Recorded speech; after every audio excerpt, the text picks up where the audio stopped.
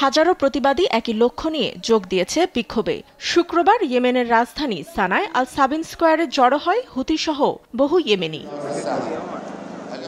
ইয়েমেনে ইসরায়েলি হামলা ও গাজা উপত্যকায় সামরিক অভিযানের প্রতিবাদে আয়োজিত হয় সমাবেশ। প্রায় 10,000 ইয়েমেনি অংশ নেয় এ আয়োজনে। প্লাকার্ড হাতে প্রতিবাদে আসেন তারা। হুতির একাধিক কর্মকর্তাও যোগ দেন আন্দোলনে। এ সময় ইয়েমেনের সেনারাও অস্ত্র হাতে যোগ দেয় বিক্ষোভে। বৃহস্পতিবার ইসরায়েলি বিমান হামলায় ইয়েমেনের হুতি সংগঠনের প্রধানমন্ত্রী আহমেদ গালেব আল রাহাবি নিহত হয়েছেন। ইয়েমেনের স্থানীয় সূত্র দাবি করেছে, এ সময় প্রধানমন্ত্রীর সঙ্গে বৈঠকে উপস্থিত ছিলেন হুতি মন্ত্রিসভার 12 জন মন্ত্রী।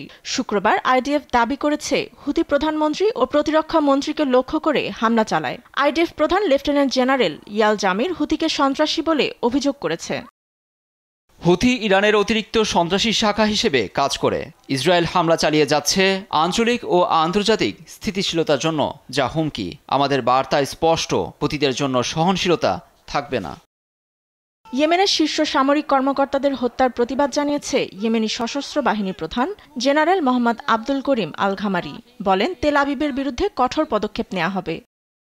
গাজা ও ইয়েমেনের দিকে আক্রমণ ইসরায়েলি শক্তির লক্ষণ নয়, বরং অক্ষমতা প্রকাশ পেয়েছে। প্রায় 2 বছর ধরে তাদের লক্ষ্য অর্জনে ব্যর্থ হয়েছে। এবার এর প্রতিক্রিয়া আরও তীব্র হবে। হুতি সংগঠনকে লক্ষ্য করে এখন পর্যন্ত ইয়েমেনে 16 বার হামলা চালিয়েছে ইসরায়েল। প্রায় 1800 কিলোমিটার পথ অতিক্রম করে আক্রমণ করে নেতানিয়াহু বাহিনী। ফাতেমা তাসনিম, নিউজ ডেস্ক, দেশ টিভি।